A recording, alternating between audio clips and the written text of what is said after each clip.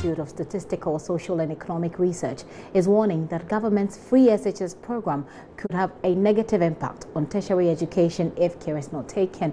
ISSER today launched its Ghana Social Development Outlook for 2016. Addressing the event, Director of the Institute, Professor Asante, urged government to have a plan in place to ensure that spaces will be available in tertiary institutions for the large number of students currently benefiting from the policy. Let me use this opportunity to also add my voice and congratulate the government for a successful implementation of the free SHS program. Just like all program implementation, there will be problems with the rollout, and I'm hoping that these will be solved come next year. However, there are some issues of concerns which I would like to raise. The first is we need to discuss and come out with a funding arrangement for this program, which will see to its implementation under successive administrations.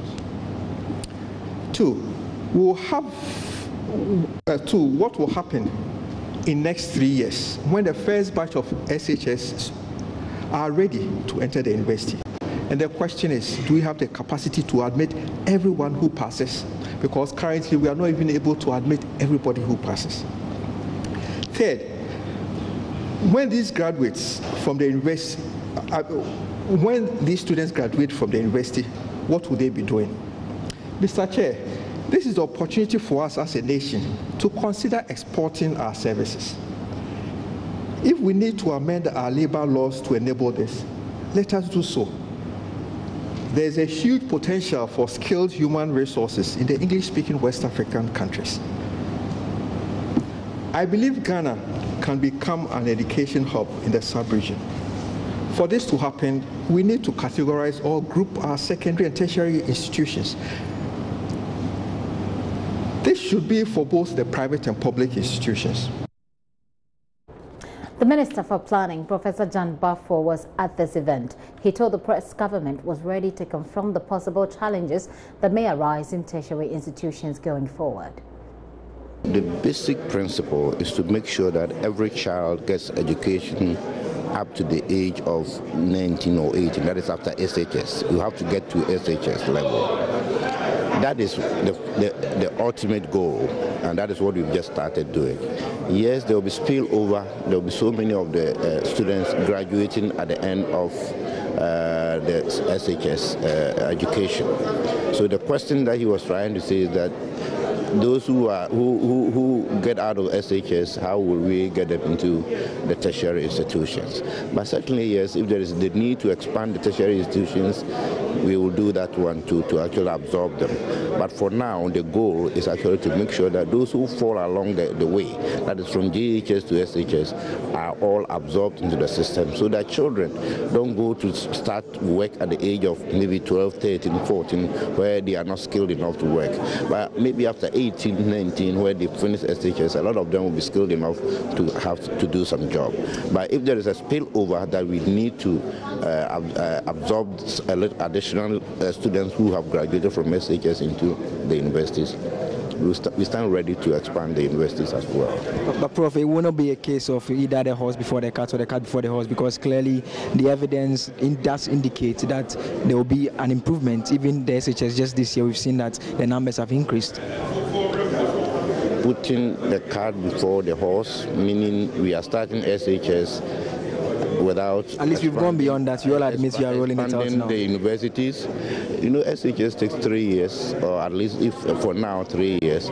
So it can't be before the cart before the horse. You know, maybe it's the horse before the cart, because now you are actually giving them the education, and we have 3 years.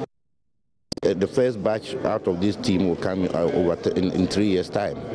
So get to 3 years' time and there is an overflow in the universities, then we will go ahead and try to expand the universities. But as of now, we are 3 years away, so I don't think it's the cart before the horse. Or perhaps we should start doing that now ahead of that. Maybe we should anticipate it and start doing it. But you see, you know, you are not going to create a space when really there is nobody to occupy the space. You rather have to use the resources to support the program for now. You know, honestly, this country, we don't have in the last plan. resources. At least it is limited. So we will have to use the resources in a very prudent way to ensure that this SHS actually takes hold before we think about that.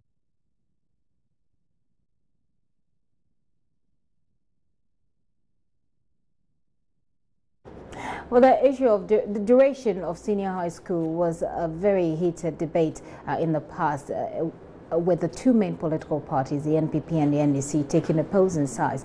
And presenting the Outlook report, senior research fellow Dr. Nana Ekua Anyidoho said the evidence shows that the 4-year duration produced a much better performance.